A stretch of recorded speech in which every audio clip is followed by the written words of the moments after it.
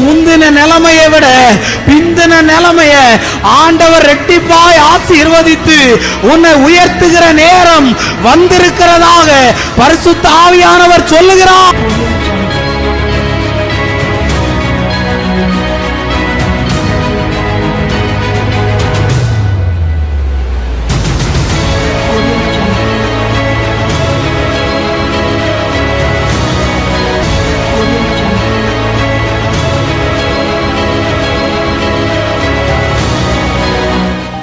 கர்த்தருக்குள் அன்பான தேவ பிள்ளைகளே, ஆண்டவரும் இரட்சகரும் ஆகிய இயேசுவின் நாமத்தில் உங்களுக்கு என் அன்பின் வாழ்த்துக்கள்.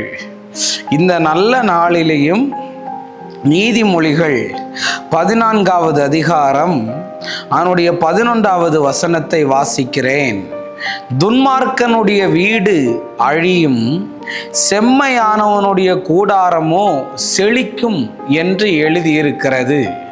இன்னைக்கு இயேசுவின் நாமத்தினால உங்களை பார்த்து நான் சொல்ல வரேன், உன் கூடாரம் செழிக்க போகுதுன்னு கர்த்தர் சொல்லுகிறார். யாருடைய கூடாரம் செழிக்கும்னு கர்த்தர் சொன்னார்னா, துன்மார்க்கனுடைய கூடாரம் செழிக்காது, செம்மையா இருக்கிறவனுடைய கூடாரம் தான் செழிக்குமா. உனக்கு செழிப்பு வரணும்னா நீ அநியாயம் பண்றதுனாலையோ, லஞ்சம் வாங்கிறதுனாலையோ, தப்பான விதத்துல வர்ற பணத்தை வைக்கிறதுனாலயோ செழிப்பு வராது. நீ செம்மையா இருந்தனா உனக்கு செழிப்பு வரும்னு பைபிள் சொல்லுது. இன்னைக்கு நிறைய பேருடைய வீட்டுல நிறைய பஞ்சமும், நிறைய வறுமையும், நிறைய தரித்திரமும் தான் இருக்குது. ஆனா இயேசுவின் நாமத்தினால நான் தீர்க்க தரிசனமா சொல்றேன், உன் குடும்பத்துக்கு செழிப்பு வரப்போகுது. நீ பட்டு போன நிலைமையில இருக்கலாம், நீ காஞ்சு போன நிலைமையில இருக்கலாம். நிறைய பேர் சொல்லுவாங்க, நான் காஞ்ச கருவாடா மாறிட்டேன். ஒரே வறட்சியின் அனுபவத்துக்குள்ள போகலாம். எல்லாமே எனக்கு ட்ரையா இருக்குதுன்னு சொல்லி நீ அழலாம். இன்னைக்கு கர்த்தர் சொல்றாரு, உன் கூடாரம் செழிக்கும் என்று. 2 ராஜாக்கள் 4வது அதிகாரத்துல எலிசா என்கிற ஒரு தேவ மனிதன் அந்த பெண்ணினுடைய வீட்டுக்கு போன போது அங்க எல்லாமே காலியா இருந்தது.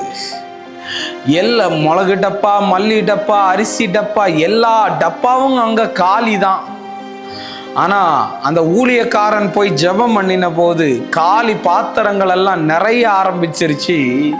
அடுத்து எண்ணெயை பிடிக்கிறதுக்கு பாத்திரமே இல்லாத அளவுக்கு வந்துருச்சு.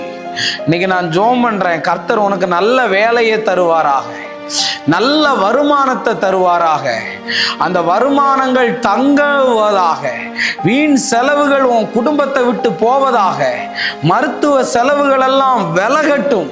உன் குடும்பத்துக்குள்ள இருக்கிற எல்லா கட்டையும் தேவன் அவிழ்ப்பார். செம்மையானவனுடைய கூடாரமோ செழிக்கும். நீ செழிப்ப, கர்த்தர் உன் வீட்டை செழிக்க பண்ணுவார், துளிர்க்க பண்ணுவார். நீ நல்லா இருப்ப, கவலைப்படாத. நம்ம ஜெபிப்போம்.